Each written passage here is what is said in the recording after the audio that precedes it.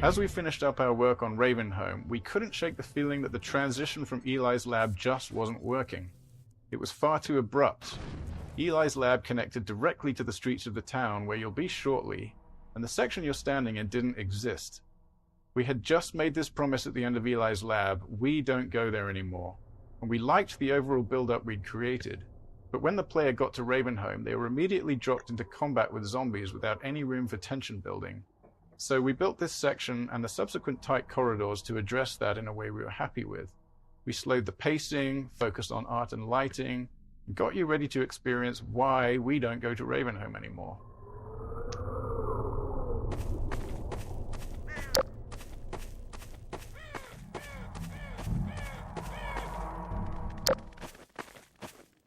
Ravenholm Gameplay Focus.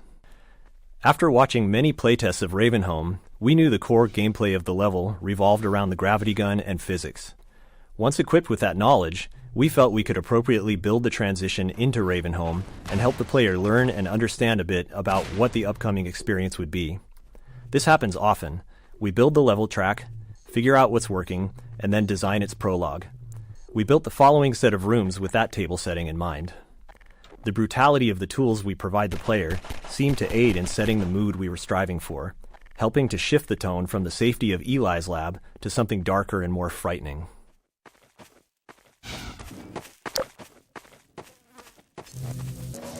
Bringing physics to the enemies. The physics traps in Ravenholm were some of the first gameplay elements in the level that we were really happy with, but they lacked player agency. It was the saw blades that helped us figure out what Ravenholm was truly about.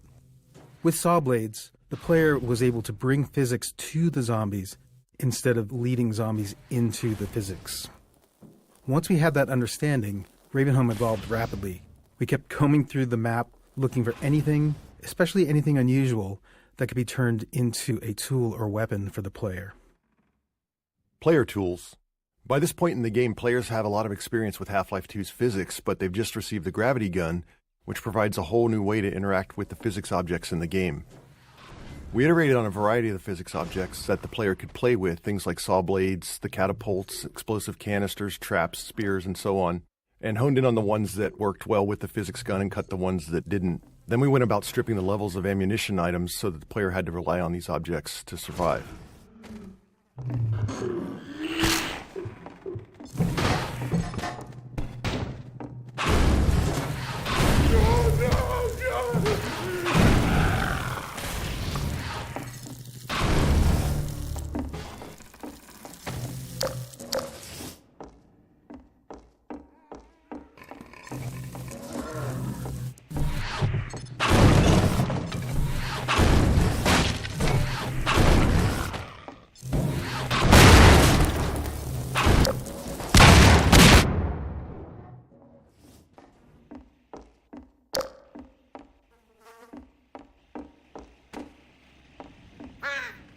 Contrived setups. There's a pretty obvious contrivance in a bunch of the gravity gun and physics object training. The player pulls a saw blade out of the wall with the gravity gun, and right on cue, a zombie stumbles around the corner, just begging to have a saw blade launched at it. Then the player crawls under a spinning blade trap to turn it off, and suddenly 3 zombies appear, taunting the player to switch the trap back on. We didn't have much time to iterate on this section, so we needed setups that worked for all players, not more open-ended ones that relied on them making the right move. While this kind of design has the potential to reduce players' creativity, in this case, we found that they didn't seem to mind that we forced their hand a little bit. Paint cans.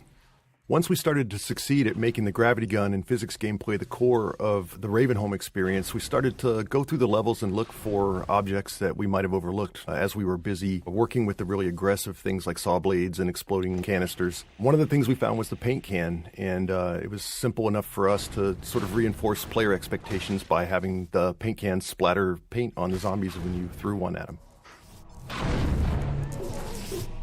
Ravenholm's development.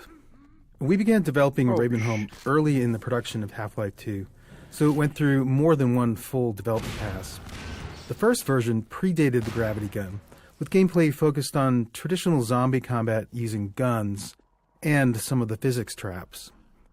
We even planned to showcase Ravenholm at E3 in 2002, but the game was ultimately unveiled a year later in 2003.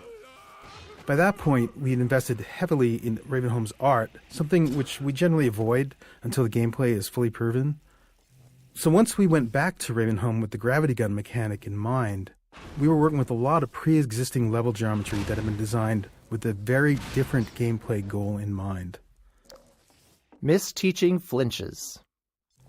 Another memorable playtest and example of the danger of misteaching players occurred in Ravenholm. One of our design principles is for the game to respond to the player as much as possible.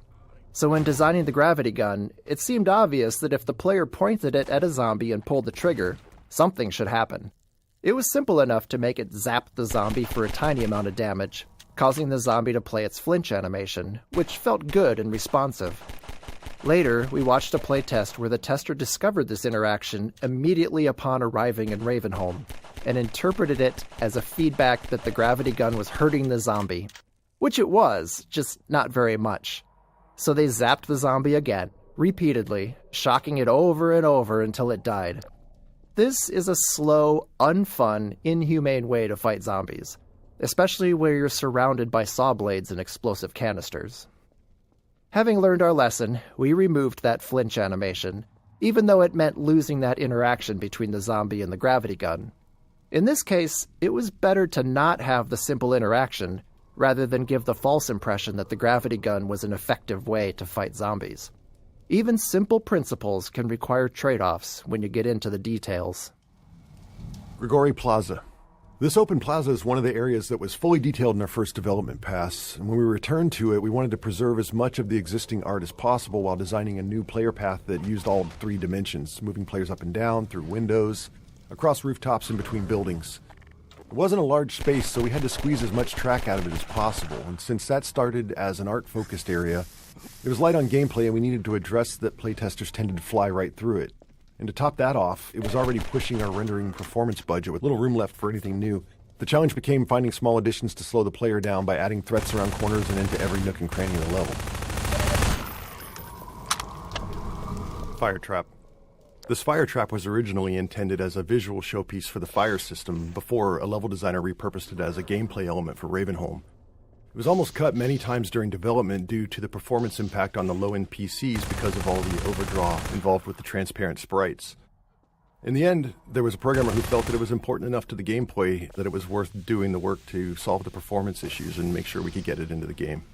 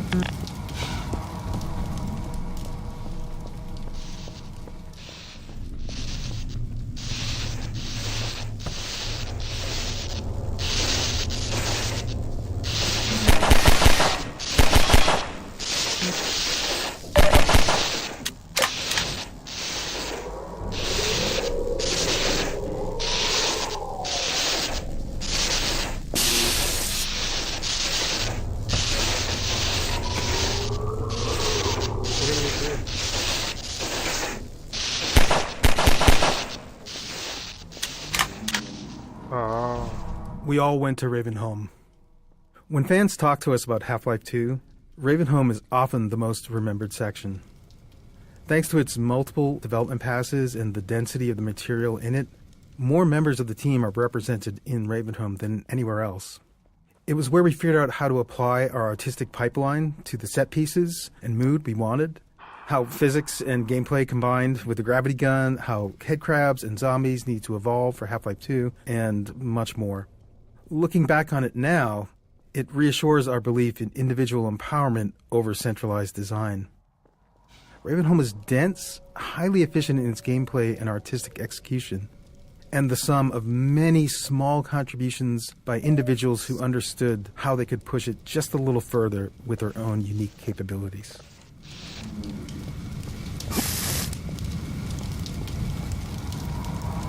Dude, I had no idea where to go.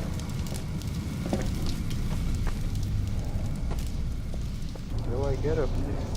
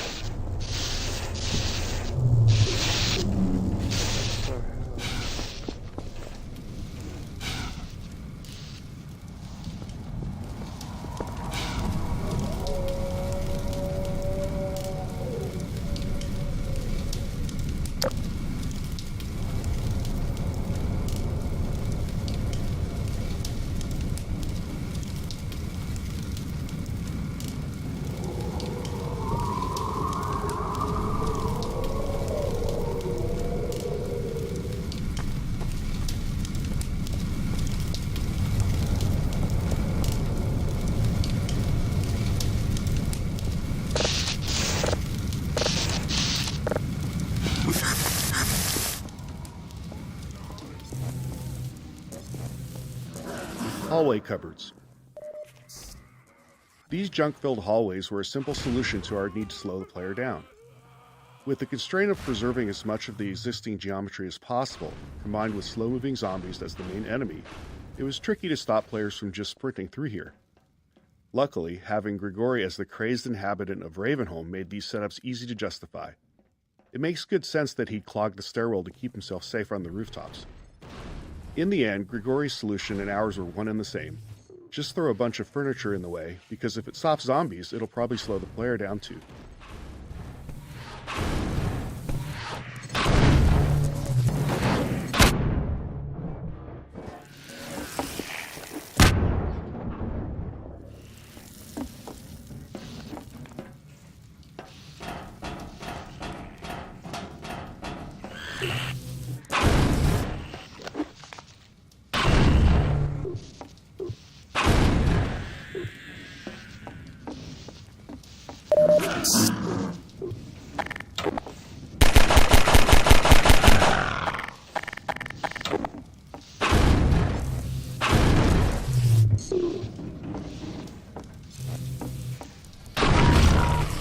Minor fracture detected. Poison head crabs. This room unintentionally introduces poison head crabs. We'd spent a lot of time crafting their proper introduction later in the level, but once we saw how well they were playtesting, our excitement got the better of us, and before too long we'd scattered them throughout the level. By the time we realized they'd appeared before their intro, it was really too late to rework it. Fortunately, a tight room of poison head crabs works as decent training, because their design avoids a common issue with combat training. Typically, players are stressed, and they can get frustrated if they die repeatedly without understanding why. And sure enough, we encountered that problem when trying to train the player with both poison head crabs and their source, the poison zombie. However, poison head crabs can't kill the player by themselves, so while stressful, a room full of them at least avoids that frustration. Even with all the work we did to try and make a connection between this lever and the outside electric fence in the players' minds, some testers would still flip the lever and not know what they'd done. They'd even wander around, flip the lever back on, and wander around some more. With not much time to spend on making the connection clearer, we elected to just have the lever break off. This prevented players from undoing their progress and added to the feeling that Ravenholm was an unreliable and decaying environment.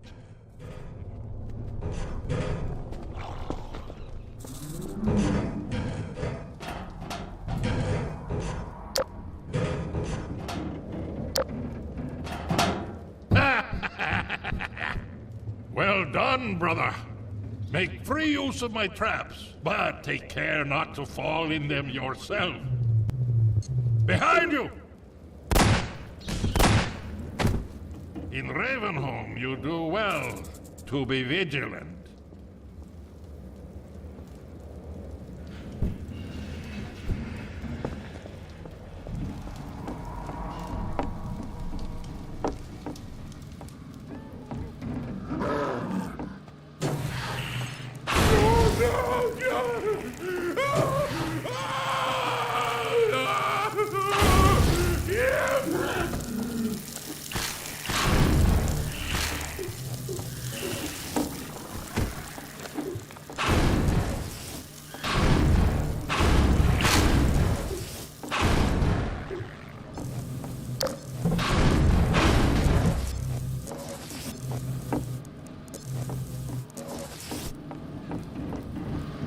car crushers. These car crushers required some adjustments and quite a bit of work to our physics damage system. There's always a challenge when big physics objects interact with non-player characters. For instance, if the physics can push the NPC, it might shove them somewhere they're not supposed to go, leaving them unable to recover.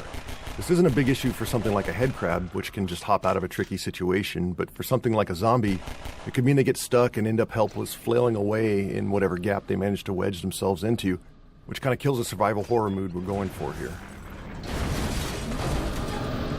Car Crusher lifts. Getting the car crushers to lift the player was also tricky. See, the player is always being simulated by both the physics system and the game's movement system.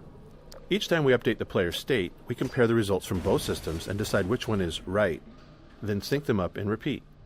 This allows the two systems to influence each other. Like when the player stands on a seesaw, the physics lets the board give way, or when they stand on the car crusher, it lifts them up. While more complex, this dual system approach was easier to tune than trying to handle both physics and player movement in a single system. By keeping them separate, we could fine-tune the player movement system to feel good on its own, only reconciling the two when physics was affecting the player.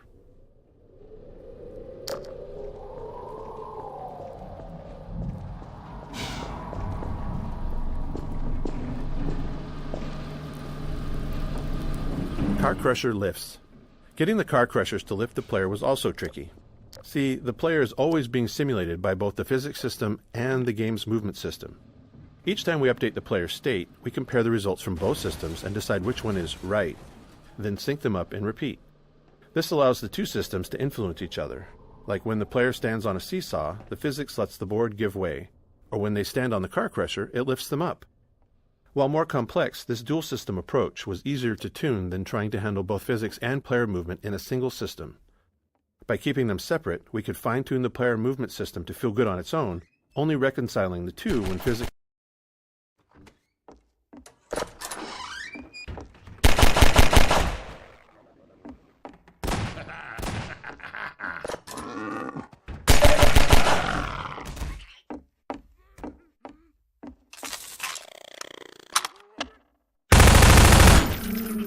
It is you, brother. I apologize.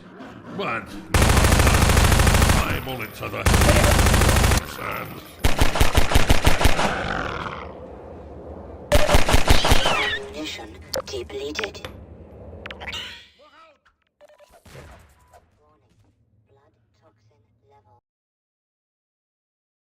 Medical systems engaged.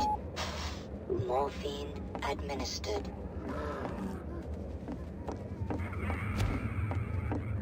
Pacing switch. Now that the player's through the training section, we can start shifting the pacing from moody, claustrophobic spaces to more combat-focused action arenas. With the player familiar with the various physics tools in the environment, we can start mixing those into open spaces and just give the player the freedom to choose their approach.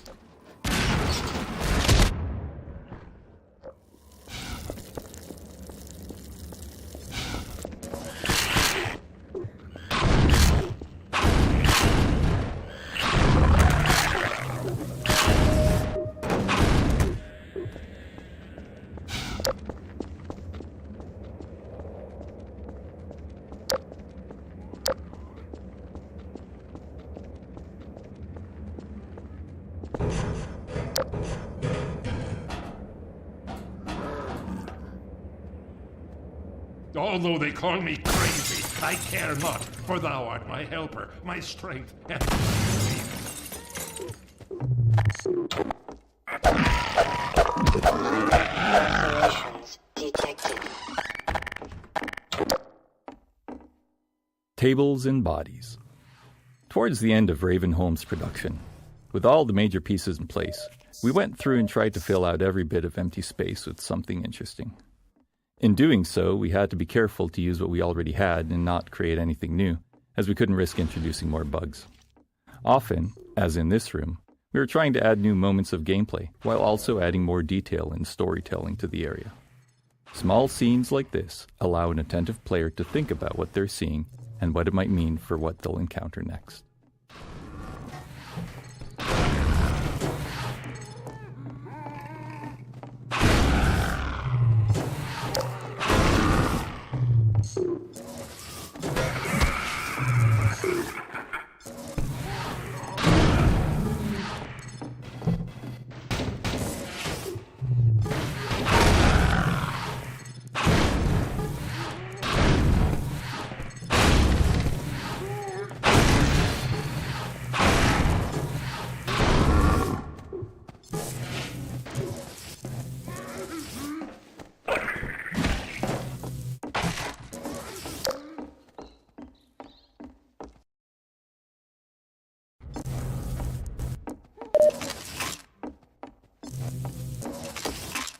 Fast Zombie Introduction.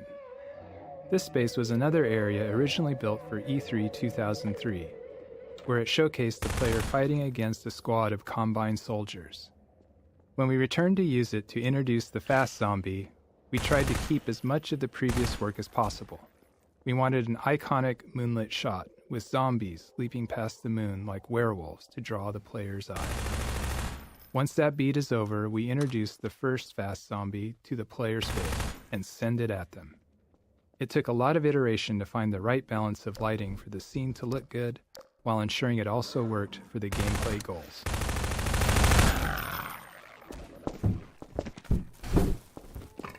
Physics object consistency. All physics objects have a variety of parameters that define their behavior: their mass, the amount of damage they take before breaking, what they break into, and so on. During development, these parameters were specified by level designers for each item, which is how most things in the game worked. But later in development, we realized we'd created a problem for ourselves. There were thousands of physics objects in the game, and no method to ensure consistency across them.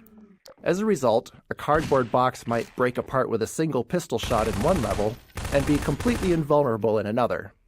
Internally, we generally referred to these inconsistencies as level designer crimes.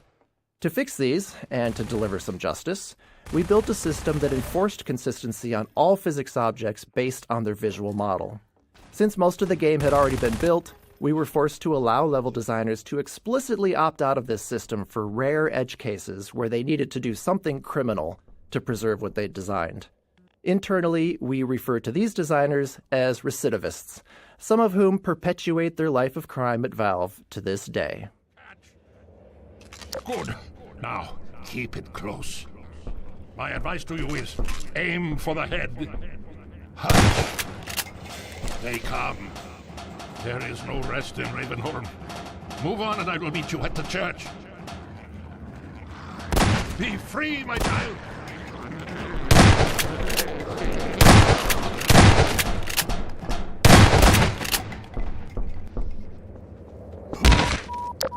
Major fracture detected.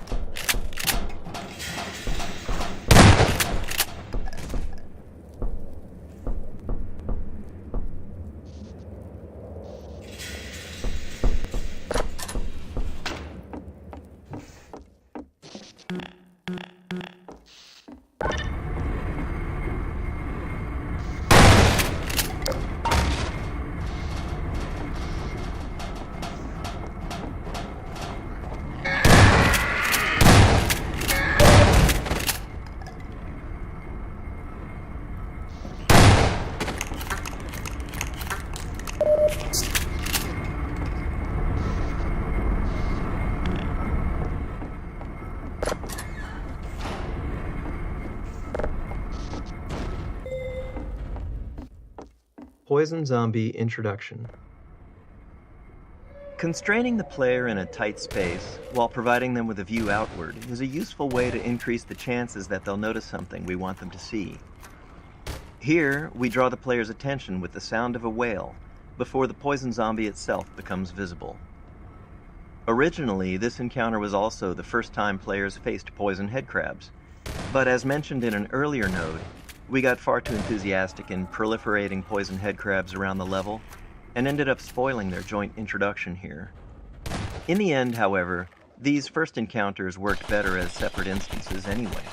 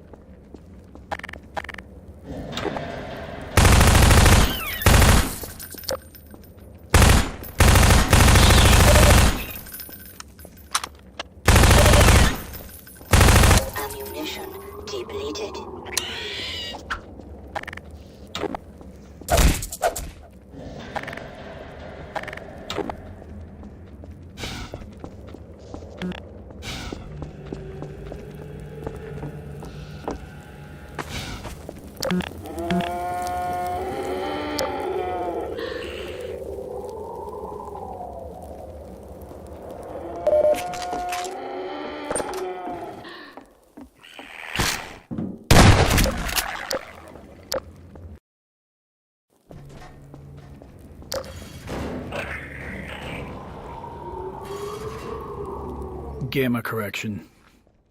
Our game engine has a rendering system that's responsible for taking the entire state of the game and calculating a color value for every pixel on your screen to represent that state. But code and software from other people are involved in the process of calculating those pixels as well. As an example, the software and hardware in your GPU and monitor. At one point during development, we were unhappy with how our characters looked. In particular, we thought that they looked waxy or sickly. Their skin was wrong. We spent some time tuning our lighting, but we just couldn't get both our characters and our world to look right. Luckily, we still had a fully featured software renderer, which allowed us to run the game without a GPU, because this was an era where many players still didn't have one. And looking at the game on that renderer, we noticed that our lighting didn't have the same problem. So we went through our code with a fine-tooth comb, trying to figure out where our rendering code was doing something wrong when it was working with a GPU. After failing to do so, we tried talking to the GPU manufacturers, asking them to double-check they weren't doing anything wrong with the pixel values we were passing them. That was the start of a long journey, and long story short, it was a journey of almost 2 years of back-and-forth communication with GPU manufacturers before we were able to convince them that they were doing gamma correction incorrectly in the low-level math on their cards. During this, we'd even had to build a system that validated the color values of an individual pixel throughout the entirety of our rendering pipeline. But eventually, at the end, we finally got new drivers back from them, and our characters immediately looked like they should, matching the software render. At this point in Ravenholm, the player has learned all the gameplay elements available to them and can predict their interactions. This allows us to build more complex setups, providing a greater level of threat and more freedom in how the player can approach each scenario. This arena is a deliberately entwined space that the player will need to explore, and we use that exploration time to slowly ramp up combat intensity. The faster the player explores, the faster we ramp it up. The freeform nature of this design made it challenging to tune, given the large dynamic range in how players played through it.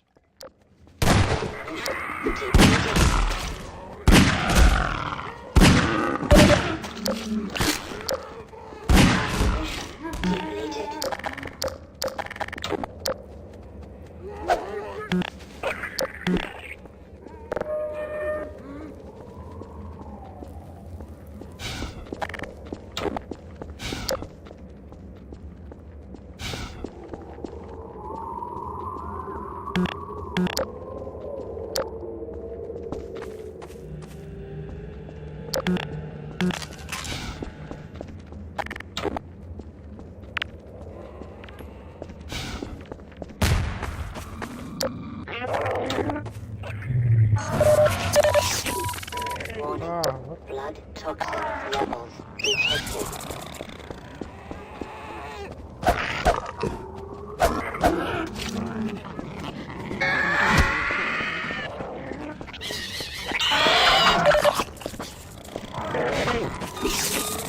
Emergency. User death imminent. Seek Radical attention.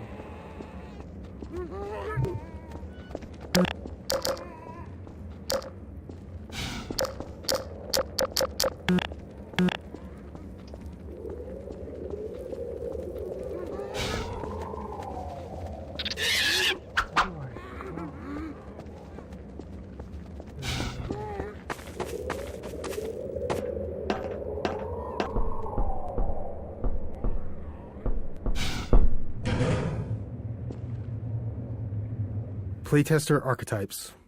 Iteration and regular playtest were the lifeblood of Half-Life 2's production. Every week, we'd quietly watch over the shoulder of a player going through the section we were working on, taking notes on what worked and what didn't. It was important for us to test with a wide range of skill levels to be sure that we weren't making decisions that only worked for some.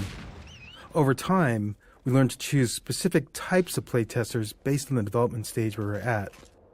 Early on, we used experienced gamers, usually teammates, who could handle rough, unfinished areas and were good at explaining their thought process. For combat testing, we'd find players of all skill levels, especially those creative in their usage with the tools. Finally, as sections became more polished, we'd focus on beginners, people who didn't play games much or weren't familiar with first-person shooters. Even if they weren't necessarily someone who might buy the game, we often learned something valuable from watching them.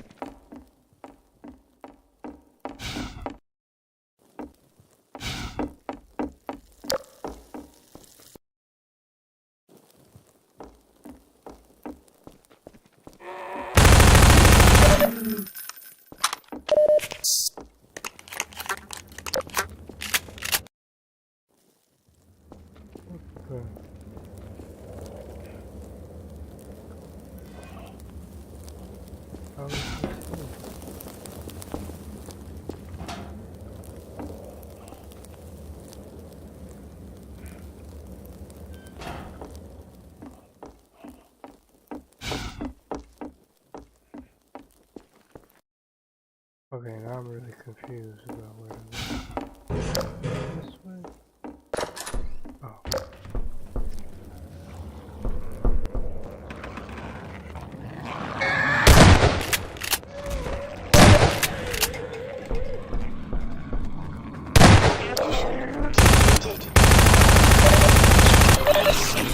Depleted.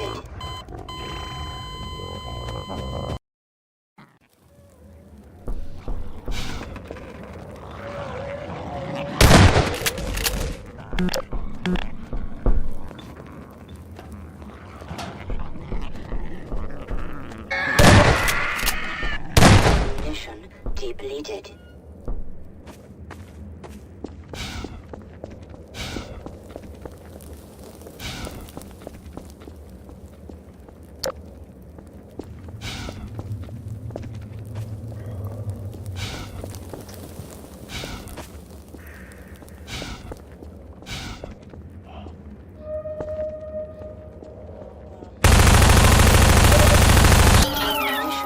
Depleted.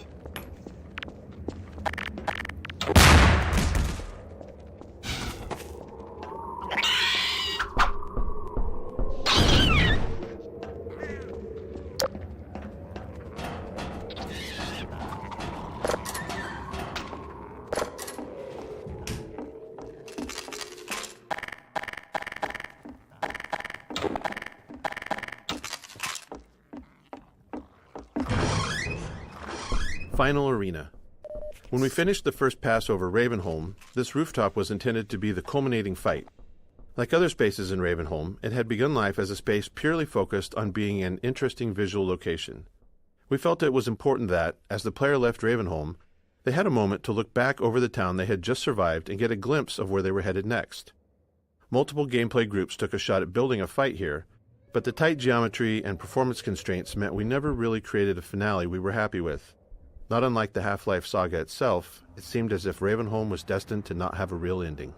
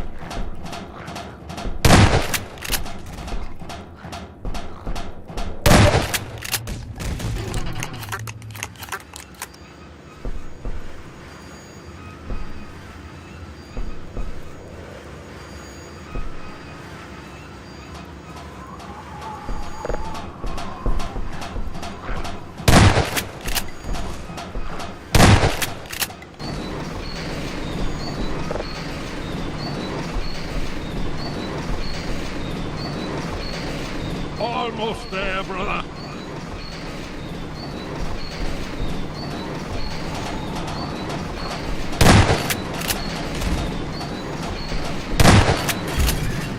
No, brother, step into the car. The handbrake, brother. Release it and come down.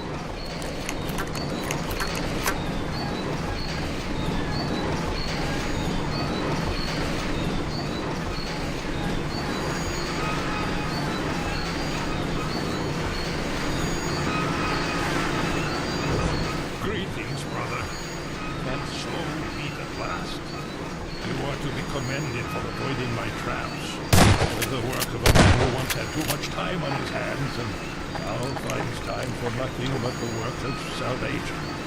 I suspect you have little wish to remain in Ravenholm, so I will show you the lines. As for me, a shepherd must tend to his flock, especially when they have grown unruly. Follow me, brother, and tread lightly.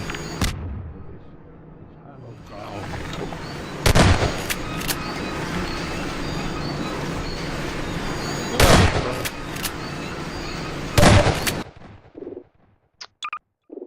dear. Greetings, brother. And so be the Save block. commended for avoiding my traps. The life of a man who once had too much time on his hands. Oh dear. Final Arena. When we finished the first pass over Ravenholm, this rooftop was intended to be the culminating fight. Like other spaces in Ravenholm, it had begun life as a space purely focused on being an interesting visual location. We felt it was important that, as the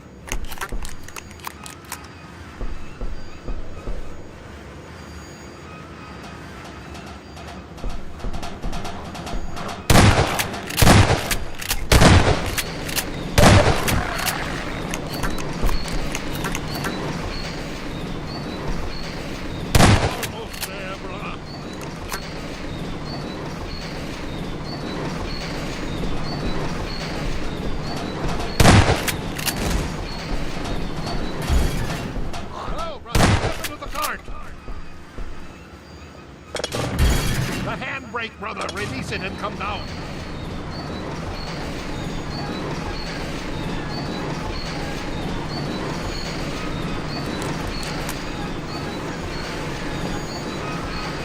Greetings, brother. And so we meet at last. You ought to be commended for avoiding our traps. The work of a man who once had too much time on his hands and now finds time for nothing but the work of salvation. I suspect you have little wish to remain.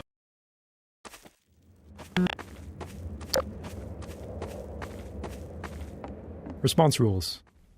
We knew early on that we wanted a lot of dynamic dialogue in-game, so we needed a system to handle it effectively.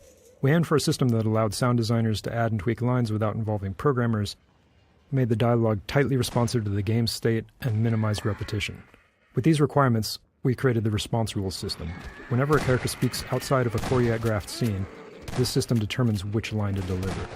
Rather than picking up lines directly, character AI is constantly flagging opportunities for speech whenever a relevant event happens. Spotting the player, getting hurt, firing a last round in a gun, encountering overwhelming enemies, and so on. With each opportunity, it sends the response rules system a packet of data about the game's current state, and the system returns the most fitting dialogue line, if there is any. This setup allowed our sound designers to create a detailed decision matrix for dialogue. For example, a character might have a different set of lines for announcing a reload while under fire versus after the end of a fight, or if only one ally is left standing, or if there's a strider in sight, etc. By the time we shipped Half-Life 2, we felt we'd only scratched the surface of this system's potential. It became a core feature of Episode 1's Alyx, and went on to power the dynamic dialogue in our later games, including TF2's classes and the cast of Left 4 Dead. The real Final Arena. Very late in the development of Half-Life 2, when we were reviewing the entire game for final improvement opportunities, we decided we did, in fact, want a real finale for Ravenholm. The rooftop fight wasn't enough. After some discussion, we chose to add this final fight through the graveyard with Grigori alongside the player.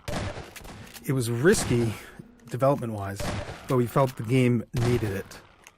Since we were near the end of production, we had a mature set of gameplay tools to work with, but even more importantly, by this point, we understood our own game.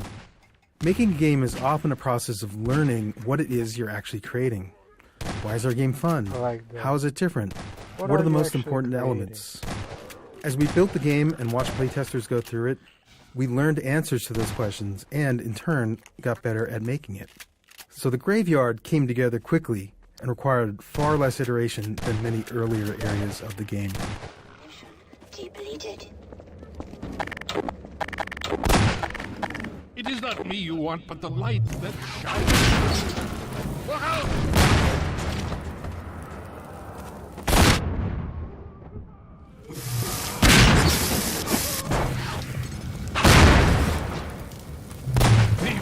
my...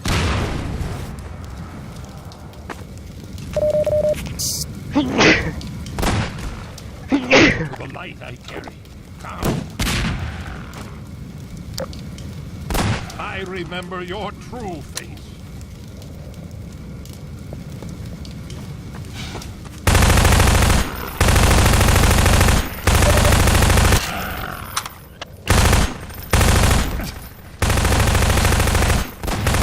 Follow me. Quickly, brother. May the light of lights be with you.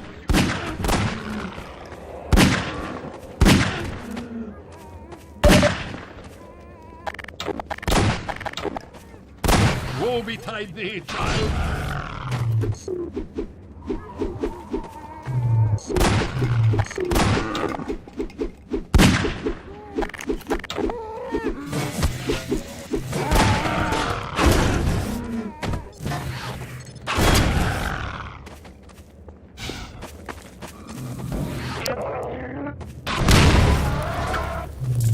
Beware!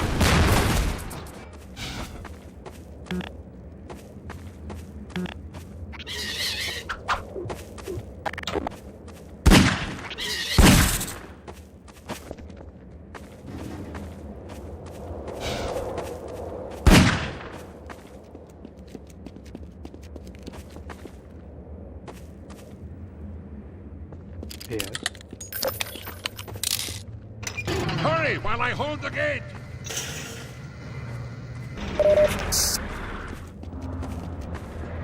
Farewell, brother. I fear I deliver you to a darker place. May the light of lights illuminate your path. Look to your own salvation.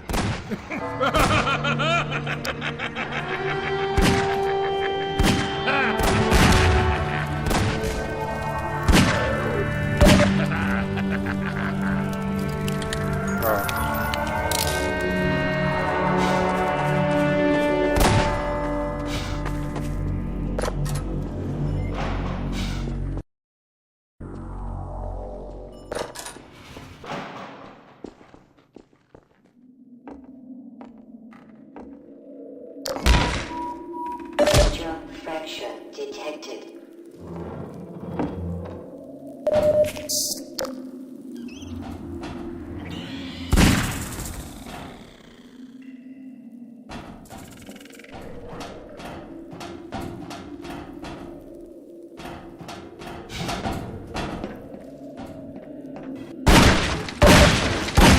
Mission depleted.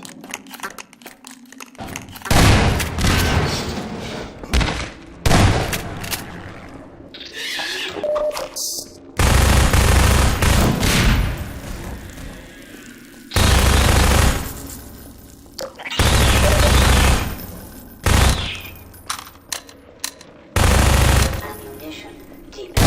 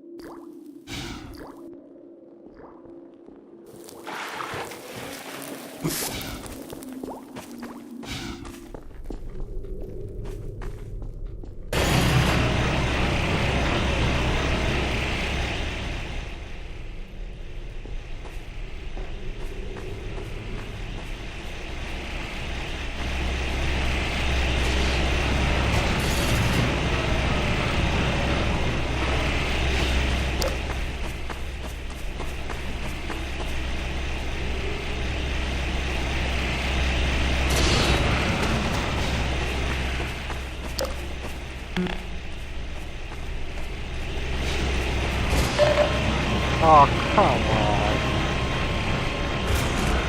Ah.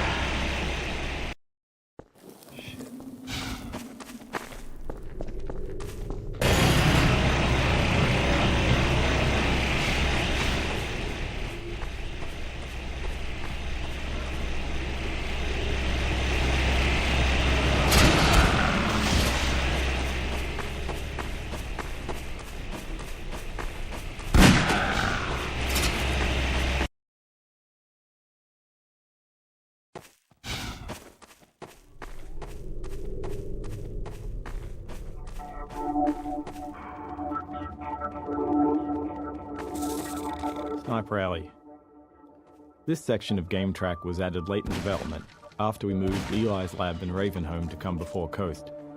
While you might think that we build the game linearly, we actually split up into 3 different groups and worked in parallel on different sections, starting mostly in the middle of the game. Each group's first pass focused on nailing down the core of their section before they moved on. And then once we had a rough version of the whole game laid out, we went back over each section to polish it, adding successful elements from other areas and removing what wasn't working. In some cases, such as in Ravenholm, entire sections were moved. And then, after Ravenholm was relocated, we needed a new piece to connect it to the coast, which is the area you're entering now.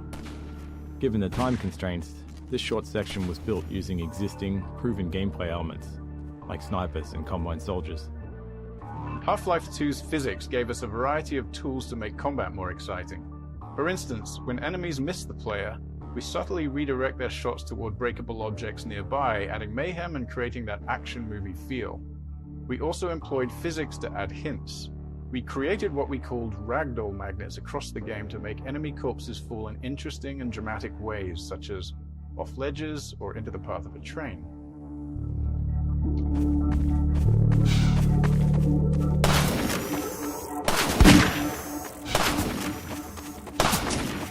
Snipers.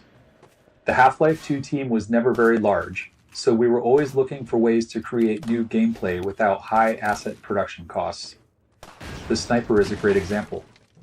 It has no actual model, just a laser beam, so it required no art or animation support.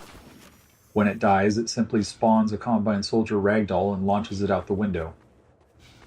Despite that simplicity, we got a lot of unique gameplay from it. We were especially happy with how it interacted with the physics objects in the game world.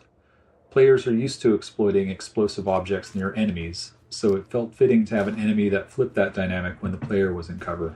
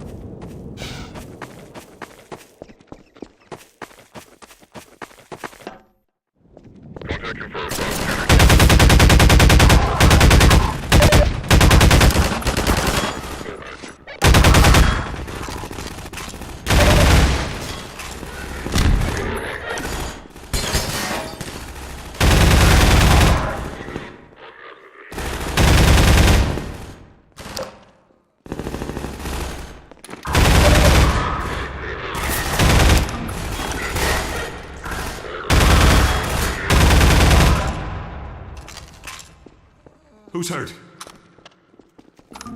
Winston's been hit. Patch him up and get him to the back as soon as he's stable. Gordon Freeman. It's incredible you made it. We've been getting communication from Alex, and I'll see if I can reach her again. Follow me.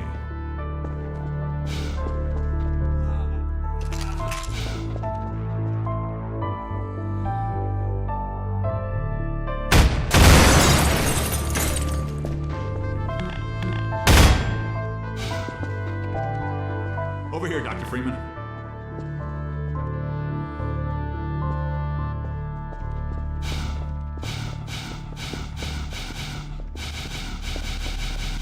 It's Leon. We're all clear. And I've got Gordon Freeman. Dr. Freeman, you're kidding. Look, I've been on the line with Alex. Your father's been hit. Over here, Dr. Freeman. Eli Vance is indispensable to the liberation. Coast kickoff. This interstitial scene came along late in development to connect Ravenholm to Coast. Noticing a trend? Quite a bit of the connective tissue in our games comes together late. In this case, that meant cutting corners wherever possible. We didn't even have time to animate Alex on the monitor. These kinds of scenes are always a challenge to make interesting, and we didn't succeed with this one. It's a good example of what happens when NPCs are treated like signposts without adding character to them or the scene. The result is a forgettable moment where the game's seams show. But that's the nature of development. You only have so much time, and you have to decide where to spend it. Kleiner's lab and Eli's lab were much more important, so that's where we focused our efforts. Hold on a sec. Norco? Bring the buggy out. Put it on the dock right now. Gordon Freeman will be driving it. Will do. I just finished mounting an ammo crate on the back. Good timing. Okay, Alex, we're all set. But I have no reason to think it's gotten any safer. Meet me in the depot where the trains unload. Take care of yourself, and I'll see you in Nova Prospect. Bye for now. Bye, Alex. Okay, Doc. Before you hit the road, you might want to grab some medkits, restock on ammo, maybe check the map, see where you're headed. There's an ammo supply crate on the back of the car, if that's any comfort. Stay with the car, make use of the thumpers. You'll stand a fair chance against the antlions.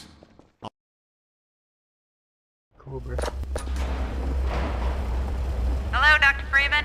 The car's all ready for you. Buggy model. The buggy's model went through many iterations before reaching its final version. We cycled through designs that satisfied both our artistic and physics simulation needs, but then hit an unexpected issue. Many playtesters, even experienced FPS players, were getting motion sick while driving it. Along with some simulation tweaks, we discovered that altering the buggy model helped.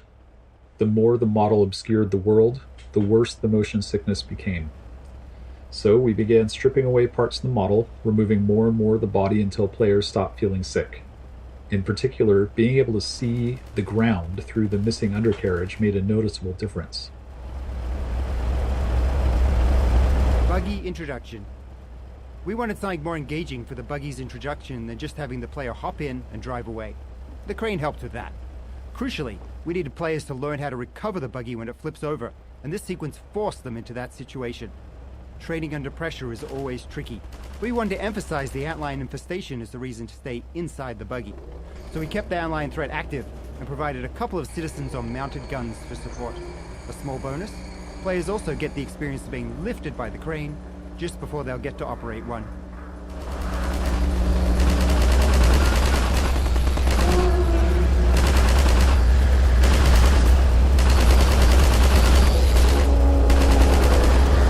Magnet's failing. Hold on. Sorry, Doc.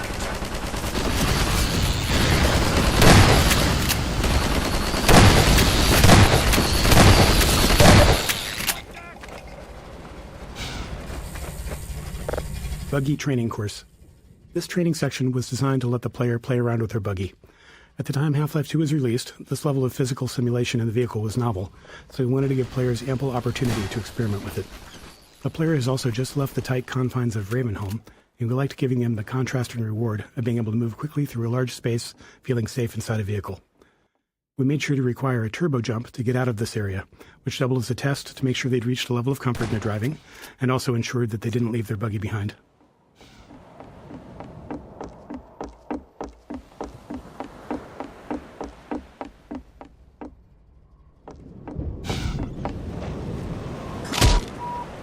Major fracture detected.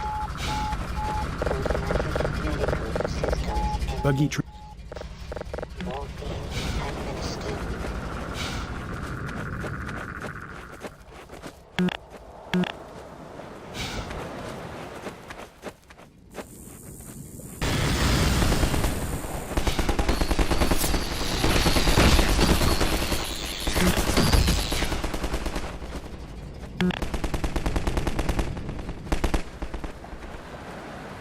How do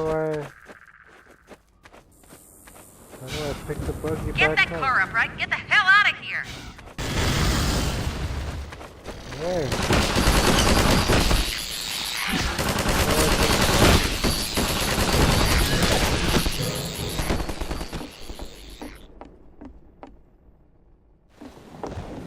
Where's the controls for the magnet? Get that car up, right? Get the hell out of here! I'd love to. But where's the controls?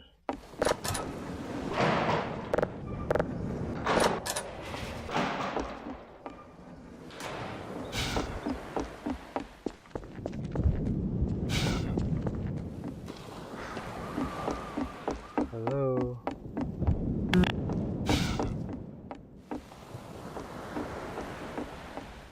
Up there? Oops. Major fracture detected.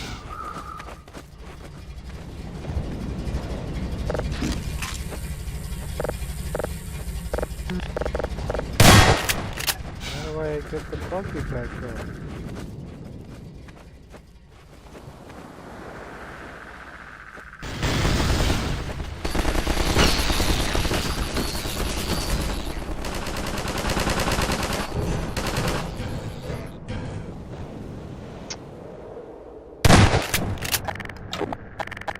Get that car up, right? Get the hell out of here! I gotta Google this. How the hell do you get the buggy back up?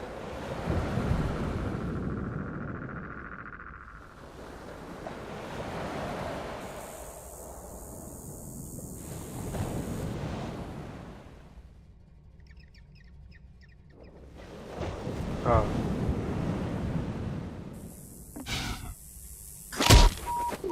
Major fracture. Really?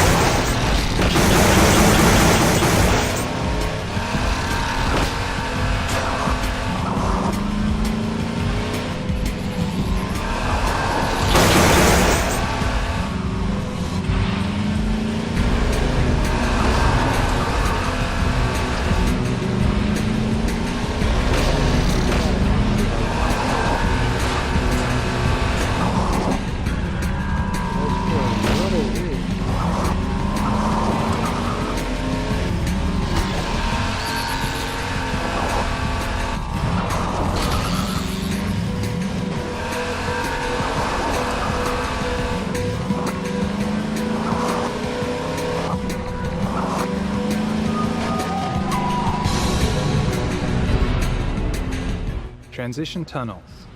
Building the coast required us to develop a way to handle level transitions. To move from one level to another, we need to save everything in the transition space as the player leaves the first level and restore it in the next level after loading. Critically, we also have to save and restore everything visible to the player in the transition area, even if it lies outside the space itself. For this reason, we aim to keep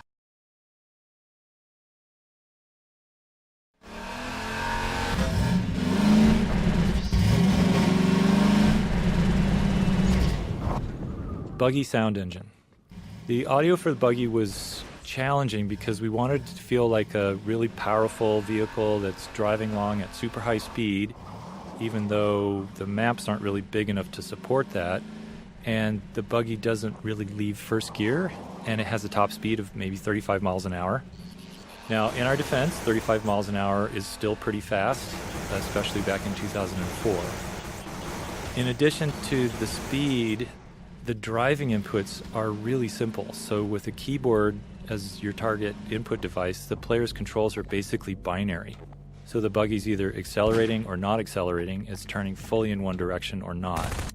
So essentially, we need to create all this audio complexity to represent a simulation where the complexity doesn't actually exist. Oh, right. They can't So we attack. build a fake engine for the buggy's audio. It's got its own transmission, and we combine the player's inputs with data from the physics simulation. We measure the torque on each simulated wheel, whether it's spinning or making contact, and we create a set of looping sounds and then carefully blend between them as the fake engine shifts gears in response to the wheel data. And we just basically kept trying different things. We added more complexity. We did some fine-tuning until the buggy just feels more fun and sort of rewards you for that feeling of going fast. And most players, they don't really comment on it other than saying the buggy sounds good, and to us that's the success, given the amount of craziness that was going on under the hood. Thumpers. Whenever possible, there's a lot of value in players feeling like they figured something out on their own. It makes the world feel more alive, rather than just a series of gameplay elements lined up for the player. If we can accept the risk that some percentage of players might miss an element entirely, we can take a more subtle approach. We took this approach with Thumpers, designing setups that players are likely to encounter, but aren't forced to engage with. There are plenty of visual and audio cues, as well as inline reactions, to help the player understand what's happening. It doesn't guarantee all players will figure it out, but playtesting showed that most did.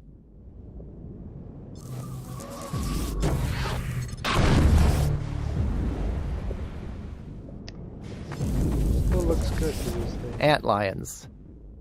With the player driving the buggy throughout the coast, we needed a pervasive enemy that could justifiably appear anywhere and act as a constant threat to keep the player in or near their buggy. A lot of dialogue. Antlions spawning from the sand were the perfect solution. Their high mobility allowed them to keep up with the buggy for short bursts, unlike our humanoid enemies. Plus, they were very satisfying to run over. Coast. We wanted a wide open section of the game for the buggy, but we still needed a way to constrain the player's movement. Choosing a coastline gave us a natural boundary along one side of the map while still feeling open and expansive. It also helped visualize the effects of the Combine's extraction of Earth's resources. Playtesters still tried to swim out to sea, so we added leeches to deter them. The leeches couldn't be a real avoidable enemy that players felt they could fight, so they're a bit magical. Players generally understood that they were pushing the game's boundaries, so we didn't overdevelop them. Grenade House.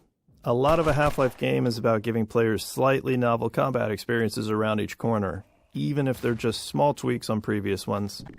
They don't all have to be skill-based challenges. Sometimes they can just be fun moments where the player gets to enjoy themselves. This Grenade House is one of those moments, with the twist being that we've inverted the usual setup. Instead of letting the player drop grenades on enemies below, we've put the enemies above. The unlimited grenade box is a somewhat clumsy way to encourage players to engage with the scenario, but its invulnerability also ensures the players can still climb up to the floor above, even if they've blown up everything else.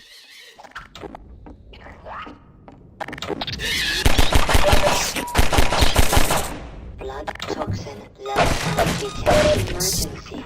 User dead imminent. Vital signs are dropping.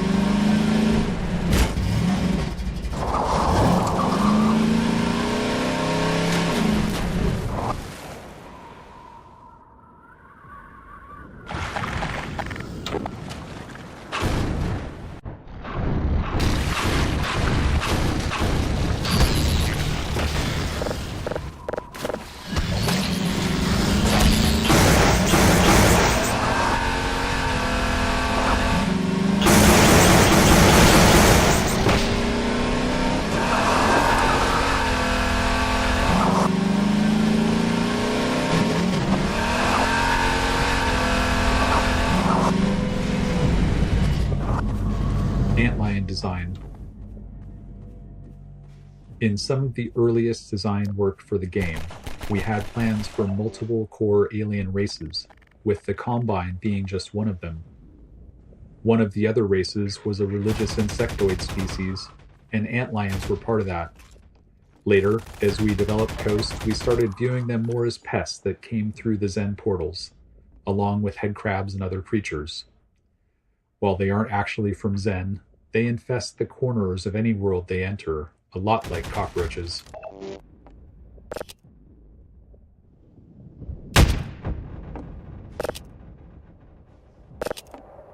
Open world loot. The openness of Coast introduced a new problem for us in how we distributed item rewards. In a Half-Life game, we typically reward players for exploring. If you see the way forward but notice something off to the side, there's probably something useful if you take the time to search. When we first started playtesting our Coast maps, we tucked rewards away in the corners of the outdoor areas. However, this led to a worse experience with the buggy. The wide open spaces meant there were always lots of small areas that looked like they might contain something, and players kept stopping and getting out of the buggy to search. It became tedious and interrupted the fun of the level. So, we removed those scattered rewards. But this raised a new problem. How do we tell the player when it's worth getting out of the buggy? After some thought, we established a rule. Any kind of human construction would always come with gameplay content and exploration rewards, while purely natural areas would be left empty. We couldn't tell players this directly, but it aligned well with their natural assumptions, and we reinforced it consistently with areas like this. Buggy birds. In one memorable Coast playtest, a player returned to their vehicle after exploring a house and happened to see a bird flying past. They yelled at the bird, telling it to stay away from their buggy, complaining that birds often foul up their cars in real life. In our post-playtest discussion, we realized that this was the first time we'd had objects separate from the player that the player actually cared about. We saw it as an opportunity to explore, so we built a system to deliver the moment that playtesters feel.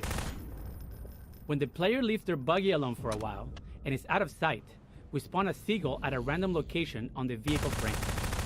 As time goes on, the seagull spawns poop decals on the car body beneath it, and continues until the player returns, at which point it flies away. Naturally, playtesters wanted to be able to clean their vehicle, so we added the ability to wash the car by driving it into shallow water. It was late enough in development that we already had the tech for all of this, so the feature was quick to implement. It's one of those cases where we know only a small percentage of players will discover it, but if we can implement these kind of details efficiently and have enough of them, most players will encounter at least one. Buggy sound design. The sound design for the buggy was based on samples from an old 1968 Camaro. And we chose that car because they have these amazing V8 engines with just huge pistons. And there's not really another sound like it. It has this sort of gutsy, visceral sound that we were looking for. The transmission also has this really wonderful mechanical whine when it stops accelerating. And that combination felt really responsive within this basically binary input system that we had to work with. So the fake engine transmission wasn't modeled after a real-world car. Instead, it was just designed as a simple system to reward the player for holding down the accelerator. So it's like a looping escalator that produces a rising tone, constantly building tension and shifting gears whenever the tone needs to restart. And since the player would quickly run out of space in our relatively small maps, the goal was just to make accelerating fun for a short period of time. Boathouse. In Half-Life 1, we discovered we could get a lot of value from scenarios where different AI enemies fight each other. It's fun for players to watch them engage, and it's much easier to observe enemy behavior when you're not the one that's being threatened. This first encounter between antlions and Combine soldiers is designed to be a fun opportunity to ram something with the buggy, but it also serves to highlight the Thumper. By seeing the soldiers use the Thumper to hold off antlions, we hope more players would come to understand its purpose. We liked how the soldiers demonstrated the value of staying near the Thumper while engaging with the antlions.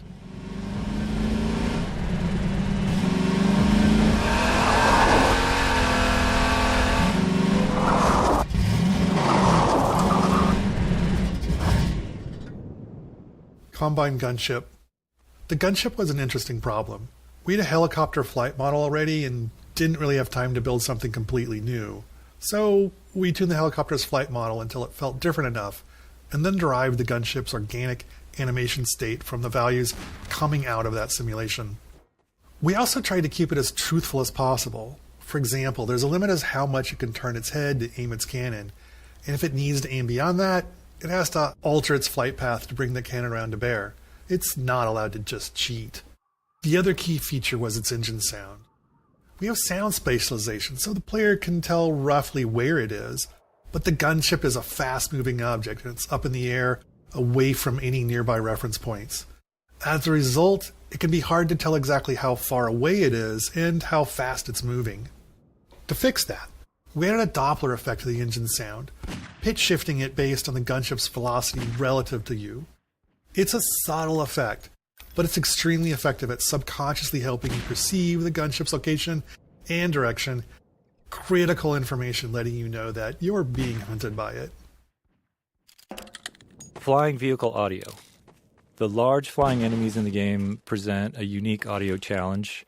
During combat, they're much more mobile than other enemies, and they often move a significant distance away from the player. They're also really dangerous if they have line of sight.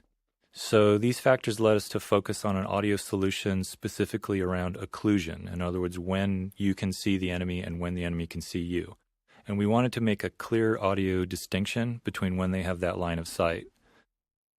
So the flying vehicle engine sounds are made up of multiple looping sounds that we play simultaneously. And some of those loops are processed by the DSP system based on the space you're in, while others are played directly and unprocessed. So the DSP system adds more of an environment echoing effect when we run sound through that system. So when the flying object is occluded behind something, it can't see you, we increase the percentage of loops that go through the DSP processing, and it sounds like that object is a little more distant. And then when that enemy emerges from behind an object and it can see you, we play more of the direct sound. So that overall just gives you a sense that the sound is either distant and directionless or more directly in your line of sight. And you can sort of hear it when a helicopter emerges from behind a building. Ideally, you can really hear that difference.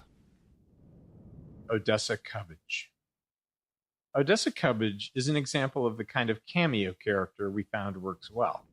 He's an entertaining guy with some entertaining details, living inside his own little bubble. Since he doesn't leave his scenario, he's free to be exaggerated enough to stand out. We started with his model, which was repurposed from a cut section of the game, and named him after the title of a spam email we received. The model was originally a Norwegian fisherman, and it didn't quite fit as an Englishman, so we slapped a mustache on him, and in that moment, Odessa's character was born. He's ultimately a charlatan, with everything about him being fake. His accent, his mustache, everything. He would never put himself in danger, making him the perfect person to hand Gordon the RPG and explain exactly how to use it. Laser-guided RPG. The laser guidance feature of the RPG was a huge headache for us because it was difficult to teach. Many playtesters would fire the RPG and then immediately duck behind cover, which meant they didn't see the rocket's flight path. Even worse, they didn't realize the rocket was now turning around to fly back at them. We tried various HUD elements and laser dot indicators to help, but found that most players overlooked them, focusing on the enemy instead. We made as many small improvements as we could, like emphasizing the feature in Odessa's speech and enhancing the audio and visuals around how the gunship shoots down direct RPG shots. While these changes helped some players grasp the feature, we never reached a point where we felt confident that almost everyone understood it.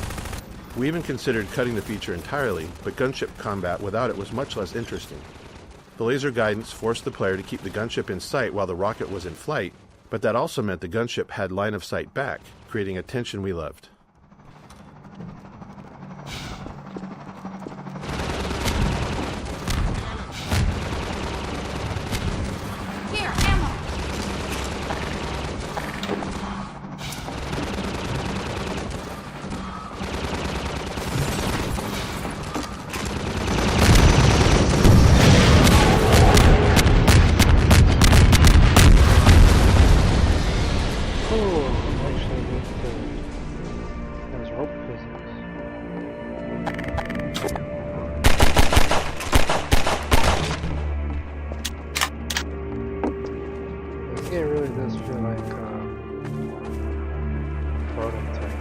Get going, Dr. Freeman. We know Eli Vance is depending on you.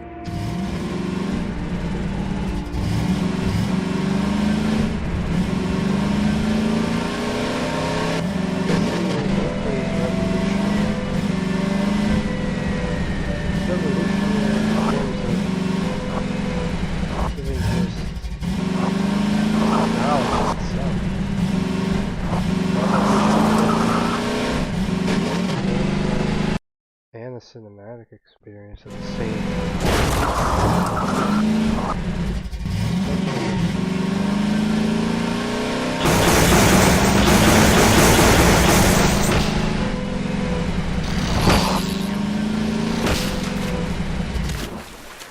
D2 Coast 04.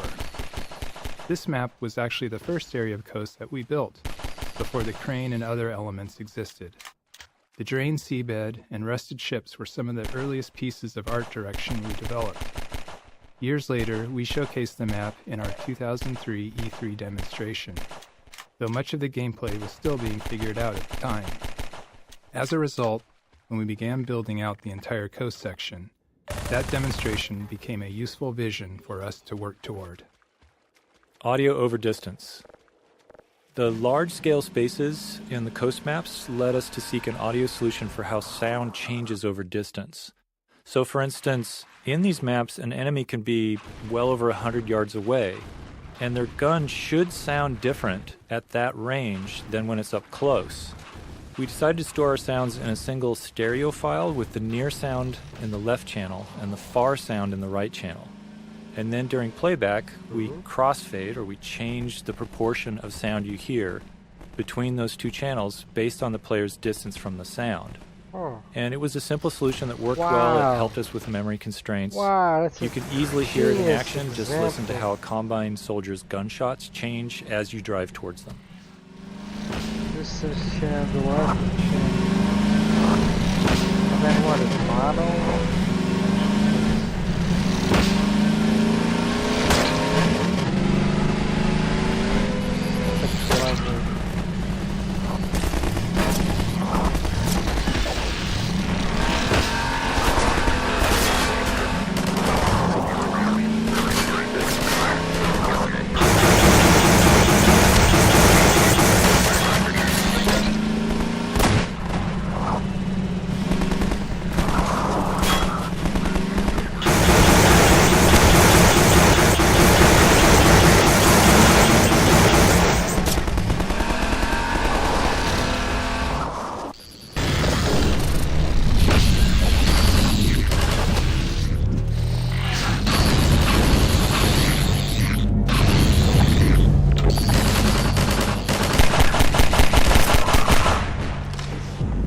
We wanted the buggy to be more than just a means of travel, so we decided to attach a gun to it. We chose the Tau Cannon, a Half-Life 1 weapon we liked but hadn't found a place for it in Half-Life 2. The Tau Cannon can shoot through walls, which makes it tricky for level design, so we limited it to the coast section. Once you introduce wall-penetrating weapons, level design becomes much tougher.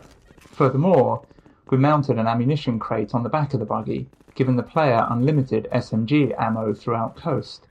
This was especially helpful for playtesters who struggled with the infinite antlions spawning from the sand.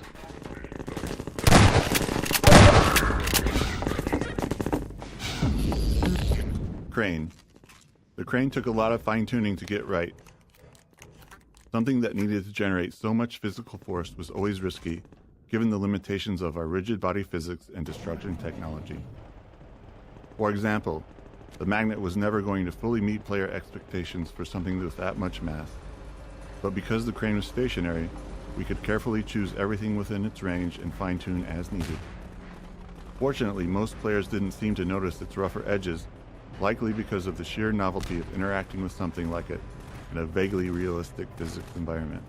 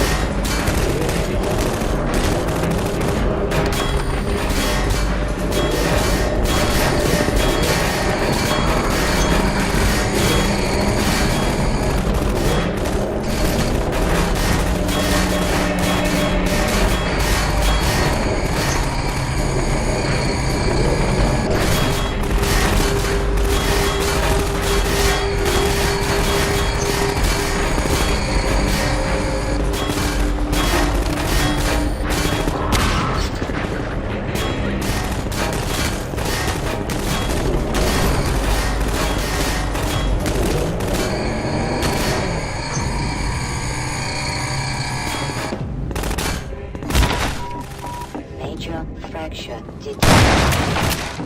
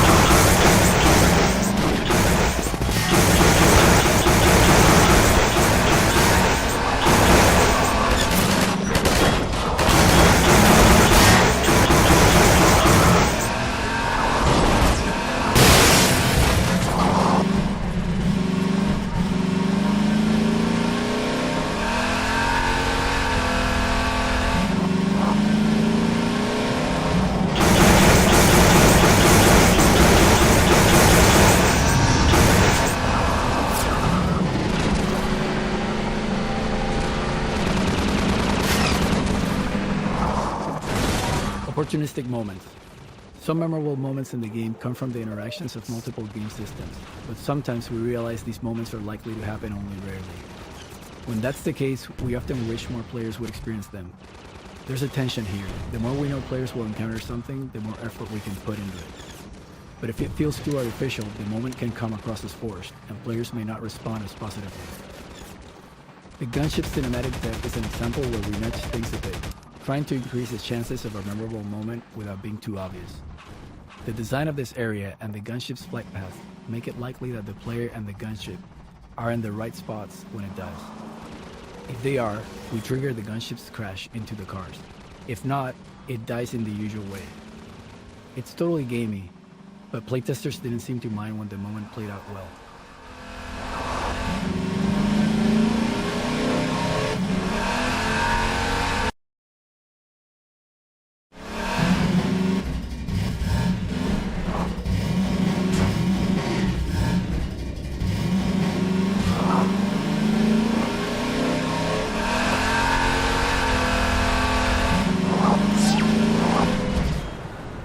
Roller mines. Roller mines were created to fill the need for an enemy that could threaten players while driving the buggy. Since the player in the buggy was essentially a fully physically simulated entity, we thought it would be interesting to also have a physically simulated enemy. The Manhack had already shown us how this approach could lead to an enemy with lots of interesting interactions with the world. So we built the roller mine, a ball whose movement is entirely driven by generating torque on itself, and iterated on its behavior until it was fun to drive against. Roller mines aren't particularly dangerous to the buggy, but if you let them stack up, they can become a problem, especially near a cliffside. We also made sure they worked well when the player is on foot, allowing level designers to get a few extra encounters out of them.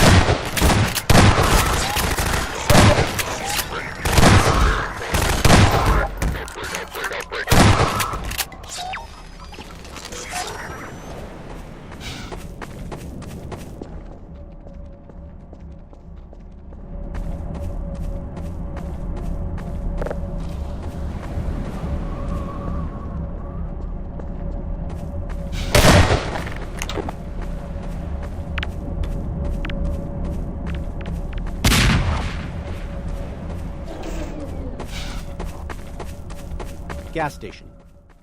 We had grand plans for this encounter. We envisioned building a gas station that the player would fight around, likely igniting the gas tanks and setting fire to everything. We imagined the player driving away from a raging fire, but budget and performance were harsh constraints in 2003, and the station had to keep getting smaller and simpler to fit into Coast's large levels. Our plans for a dynamic fire system didn't materialize, and building it no longer made sense. There's always a limit to how much work we can justify for a single encounter.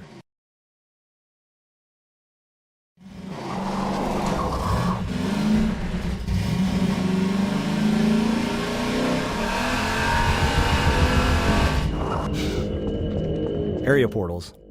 One performance challenge we faced in Coast was handling wide open spaces that included buildings with highly detailed interiors, or at least they were detailed by 2003 standard. When the player was outside, we wanted to allocate as much of our budget as possible to rendering that space, without losing resources to the building interiors. But unless we were willing to board up every window and door, the player could still see inside.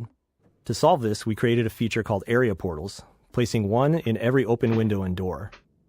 An area portal precomputes a flat image of the building's interior, and during play, when the player is some distance away, the area portal displays this precomputed image over the window or door, allowing us to skip rendering the actual interior. As the player approaches, we smoothly crossfade between the area portal's image and the building's actual contents. With careful use, area portals helped us to meet our performance goals on Coast, along with the occasional door that closed itself behind you. Occlusion. In Half-Life 1 and much of Half-Life 2, the world consisted mainly of enclosed tunnels and corridors, which worked well with a binary space partition, or BSP tree. Essentially, this tech allowed us to quickly sort through the geometry and determine what might be visible in the player's view. But the open areas in Coast and other outdoor sections didn't suit that approach, so we needed some new tech. Area portals were one, allowing us to carve out the world into discrete chunks separated by portals. Doors and windows, that is, not Aperture Science one. We also developed an additional occlusion system, which basically said that if the player can't see through, over, or around a large object, don't render what's on the other side. This might seem an obvious thing not to do, but it takes some work to make sure that calculating what's on the other side of the big thing isn't slower than just rendering everything. So to make that calculation fast, level designers placed large occlusion volumes inside major terrain shapes and big occluding objects like buildings, and during rendering, we could then test the bounds of entities against these volumes to avoid rendering anything the player couldn't see. Terrain and performance.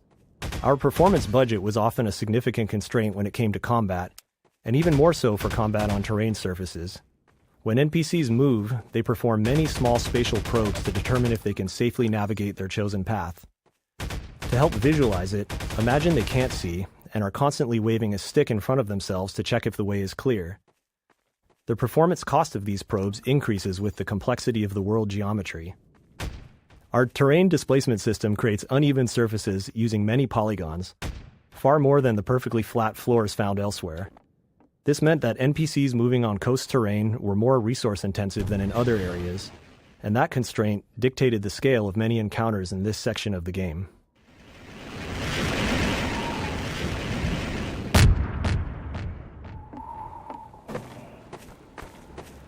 Detail objects. Once we had outdoor sections running, it was clear they needed some form of high-frequency detail.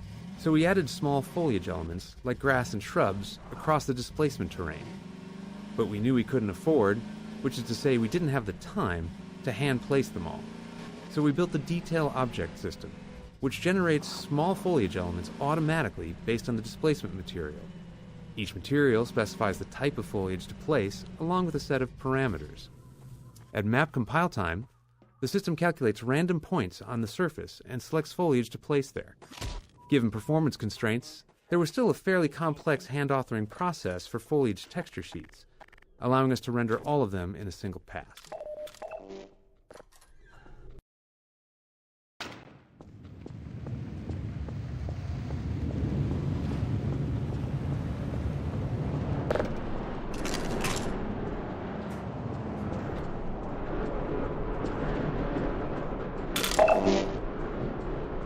The bridge. This bridge section was inspired by the Deception Pass Bridge, just up the road from Valve's office. We initially built this section as a pure navigation puzzle, gradually layering more gameplay into it. It also became the primary test case for our players' edge friction. In our movement system, we subtly increase friction on the player's deceleration as they approach the edge of a surface. Players have never noticed it, likely because it aligns naturally with their goal of stopping at the edge to look down, matching human tendency to move more slowly and carefully near a drop. But it's a critical feature for this part of the game. We know this because at one point during development, we accidentally broke it, and suddenly all of our playtesters started repeatedly falling to their deaths.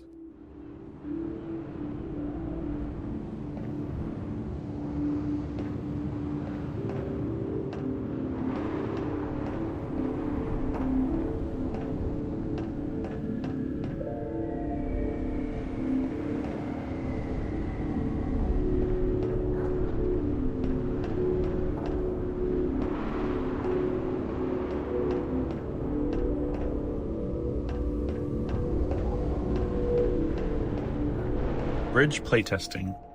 The bridge section was always a high point in playtests, with testers consistently having strong reactions to it. The tension they felt while slowly making their way over the girders was visible in their movements. Over time, we layered more challenges into the traversal, and playtests only became more entertaining to watch. From the train rumbling across the bridge and shaking the player, to a surprise head crab in a shack that seemed like a safe haven midway through, we did feel a little guilty relishing the playtesters' visible stress, but we weren't total monsters. After players made it across the bridge, they'd breathe a sigh of relief, disable the Combine shield, and then realize they had to return across the underside. Concerned they might be bored on the second trip, we decided to add a gunship to keep them company out on the girders. Bridge gunship. We were particularly happy with the gunship fight, despite it being tricky to set up given the level geometry. Being on the underside of the bridge allowed the gunship to move fully around the player, using all three dimensions to position itself above and below at different moments. The girders provide plenty of high-frequency cover, creating opportunities for the gunship's fire to produce a fun and dynamic visual and audio display.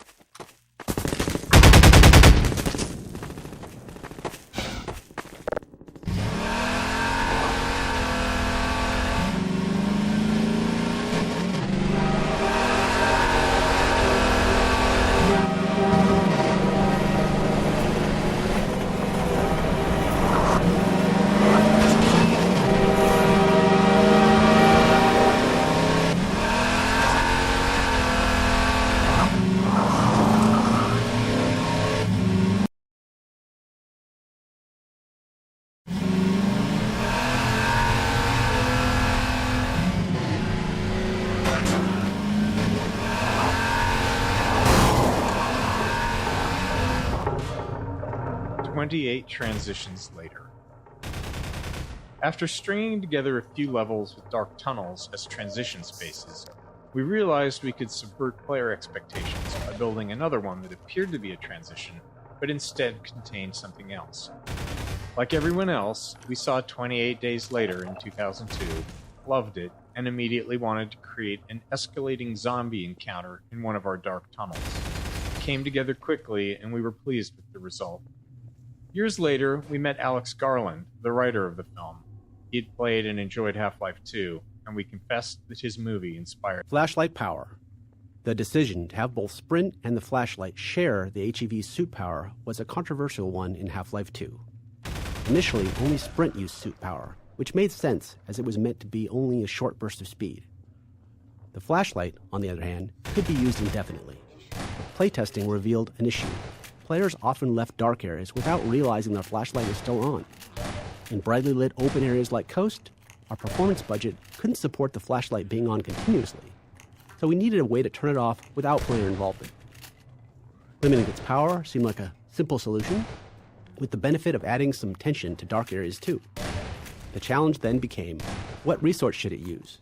We already had suit power and didn't want to clutter the UI with a new resource just for the flashlight. We toyed with the idea of other player abilities using suit power, thinking it might be interesting to have players make trade-offs between them. This is a good example of game design often being about choosing between imperfect solutions. We didn't love the idea of Sprint and Flashlight sharing a resource, but we also didn't want multiple resources cluttering the UI. In Episode 2, with no plans to add anything else that consumed suit power, we ultimately decided to give the flashlight its own separate resource. Ramming zombies with the buggy. As human beings, we have expectations for our physical world, as mentioned a few times in this commentary. One of those expectations is, if you hit a zombie with your car, it should get absolutely booted into the air. But getting this effect in-game isn't as straightforward as it is in the real world. For performance reasons, enemies like the zombie use a simplified collision box during gameplay. This is a box that fits snugly around the zombie with no part of the model sticking out.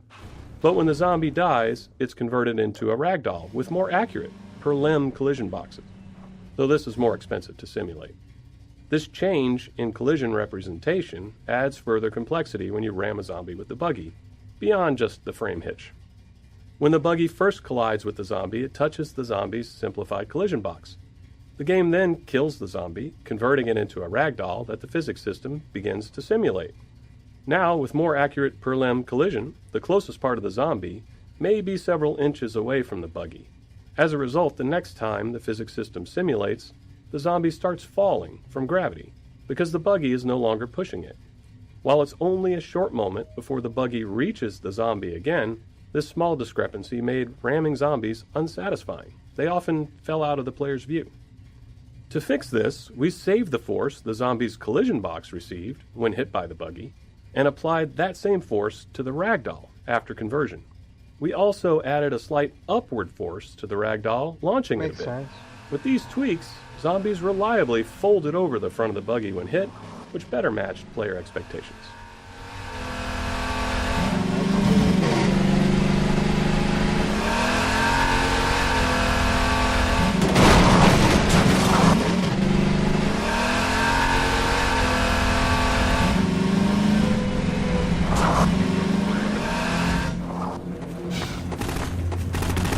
D2, Coast 9. Late in Coast development, we reached a point where our game code was far enough ahead of our level design that our gameplay programmers were looking for more code to write and new tasks that could help Half-Life 2 ship. This was largely due to the demands of Coast levels, which placed a heavy burden on our level designers with their sheer scale and extensive terrain usage. As a result, our gameplay programmers began designing smaller scale encounters. Later, when our level designers caught up, they created this level by stitching together 3 separate encounters from the programmers and performing all the necessary finishing work to prepare it for release.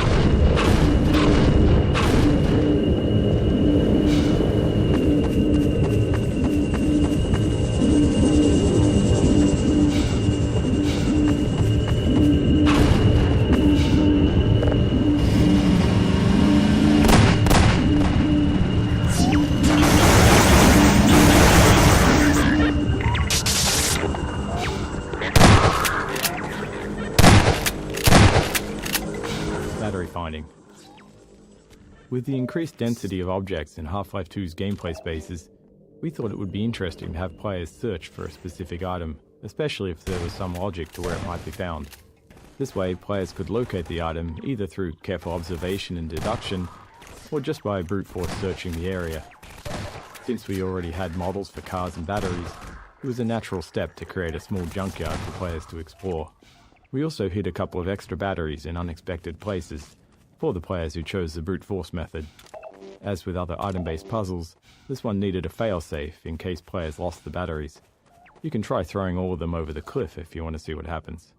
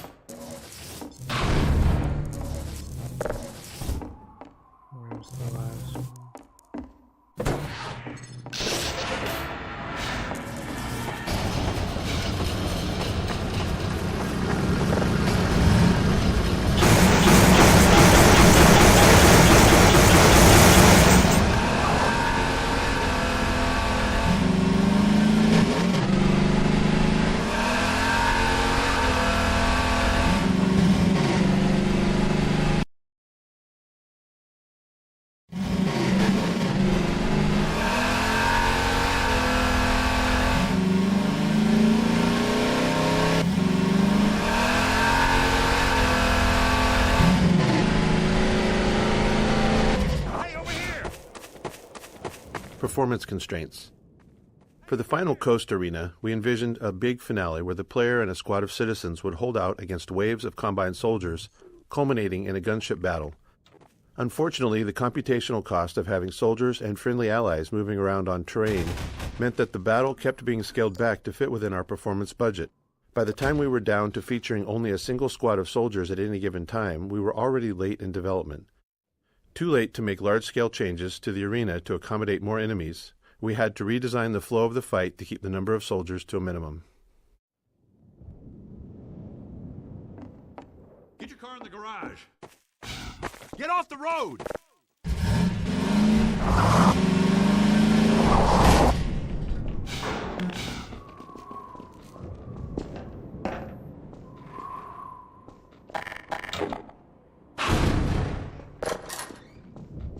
Buggy removal. Once we reached the point where we wanted the player to leave the buggy behind, we had to be very explicit about it. Throughout Coast, players had been leaving the buggy and then returning to it, so we found that playtesters would try to bring it along if it looked even remotely possible. This small garage scene primarily exists to signal clearly that the player is done with driving and will be proceeding on foot.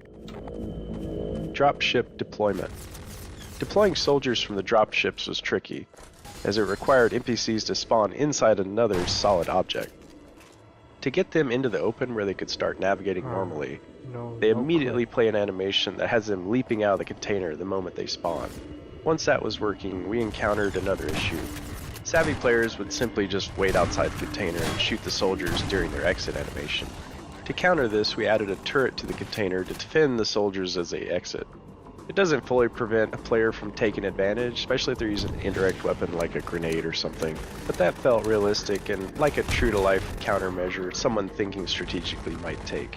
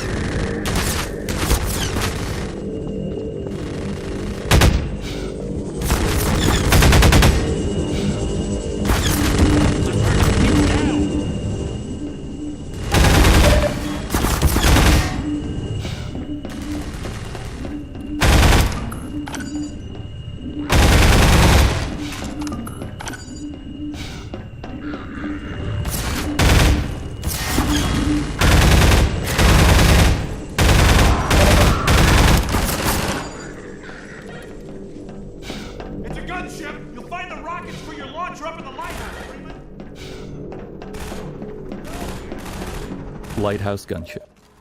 The gunship scenario here took some work to play out the way we envisioned it. We wanted it to unfold as it would in a movie. In the filmic version, a gunship would fire through the windows as the protagonist ascended the lighthouse, anticipating their movements. To simulate that anticipation in the game, we set up a complex series of trigger volumes along the staircase. As they detect the player moving up, they instruct the gunship to choose a new flight path that matches the player's altitude. The triggers also enable bullseye targets in the windows nearest the player. These are invisible game objects that the enemy AI will immediately perceive as hostile, and prompts the gunship to fire at the windows. This blend of AI and scripting is central to Half-Life's combat scenarios. The AI manages the general, adaptive behavior of the NPCs, while the scripting customizes each scenario's unique requirements.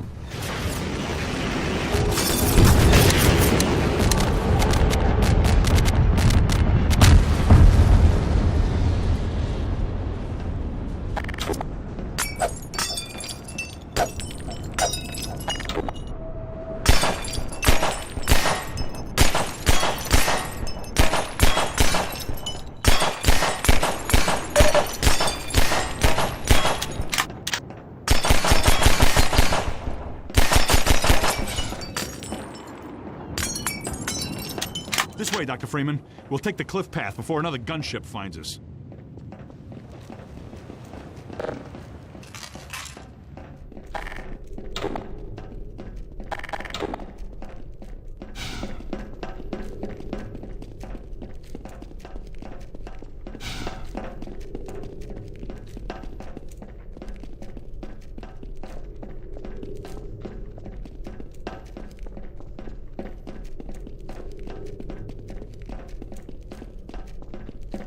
Right along there.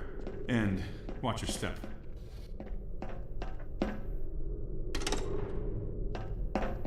I'm hurt. I'm hurt. Buggy theft. As we built the end of Coast, we decided to have the Combine steal the player's buggy. It really doesn't make logical sense, but after watching so many playtests where players developed a strong attachment to their buggy, we wanted to play with that emotional connection. Once we implemented the theft, we had playtesters yelling at the Combine for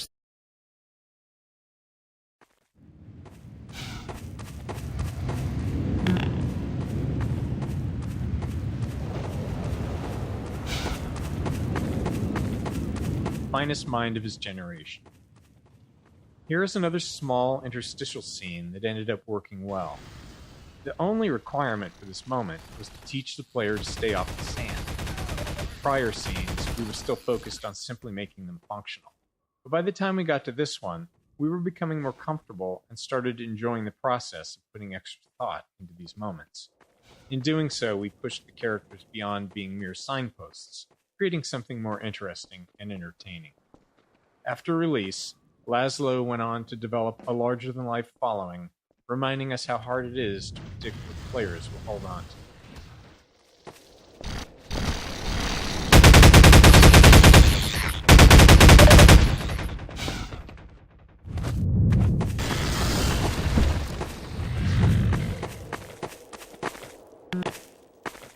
Floor is lava.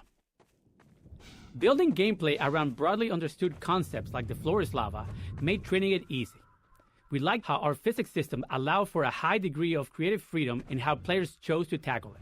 Some build walkways out of many objects, while others focus on using just their two favorite sheets of metal. Some carefully follow the path up in the rocks, concerned about falling, while others move directly towards the exit, perched on objects just above the sand. Playstyles vary.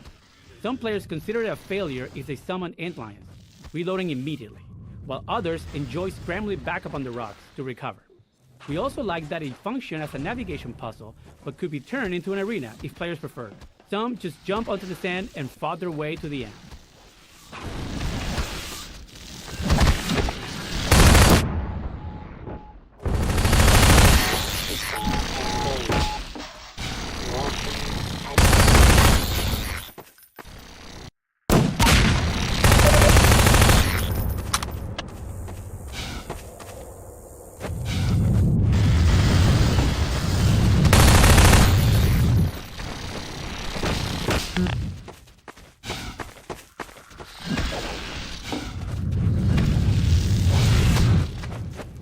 Sandtrap Hunter.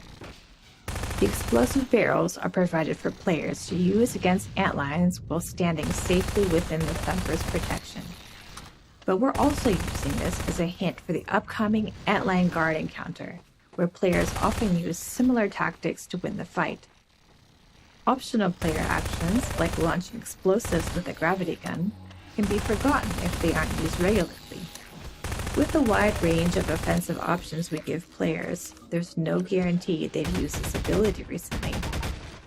So here, we're subtly suggesting they bring it back into their toolkit before they face the guard.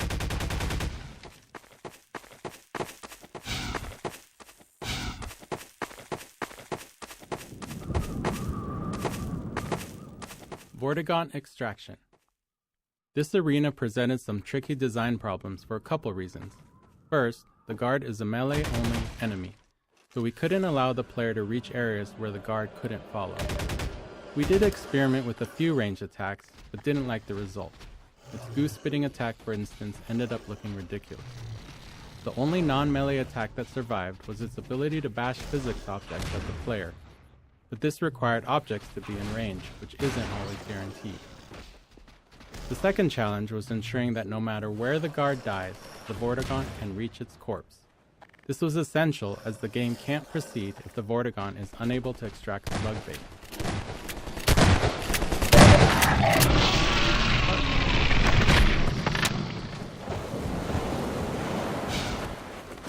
In rare cases, players could find themselves unable to kill the antlion guard in this arena.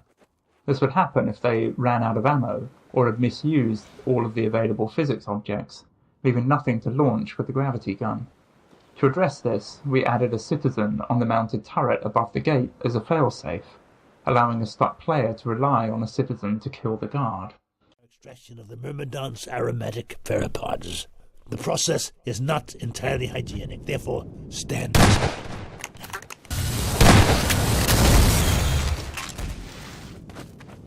The free man will have need of these pheropods on the path ahead. Gather them now.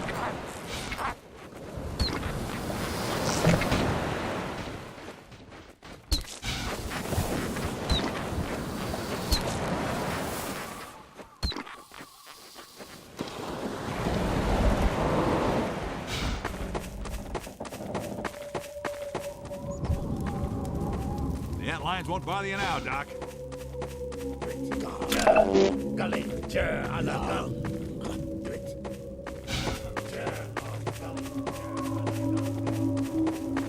Get going, Dr. Freeman.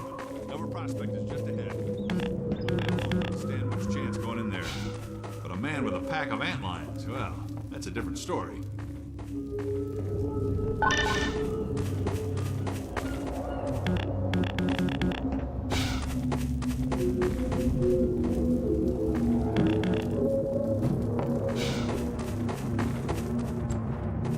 The Freeman honors us by his presence.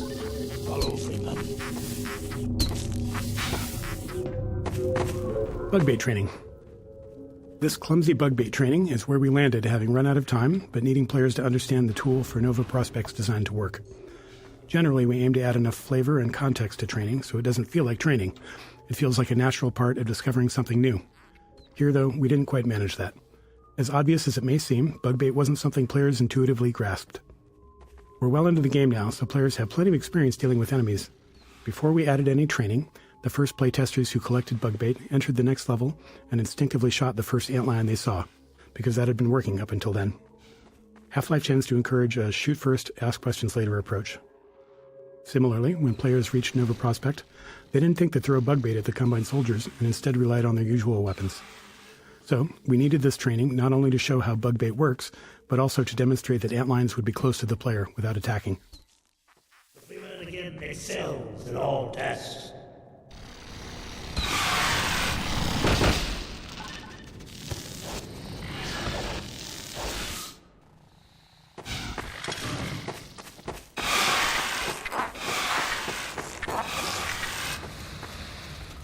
This is what games are about. Now, attend. Apply pressure to your pheromone to signal the antlion in your command to follow you. The Freeman shows his excellence in all things. And now this one must bid the Freeman farewell. Nova Prospect lies just beyond. Remember well what you have learned here. The Eli Vance has greatest confidence in you.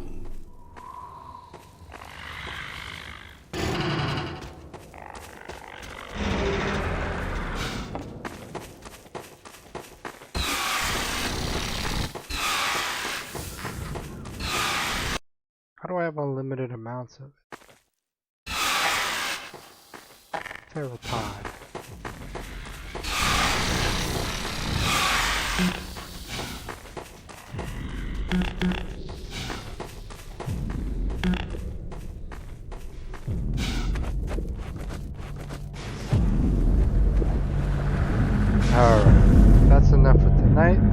watched. We'll continue next time.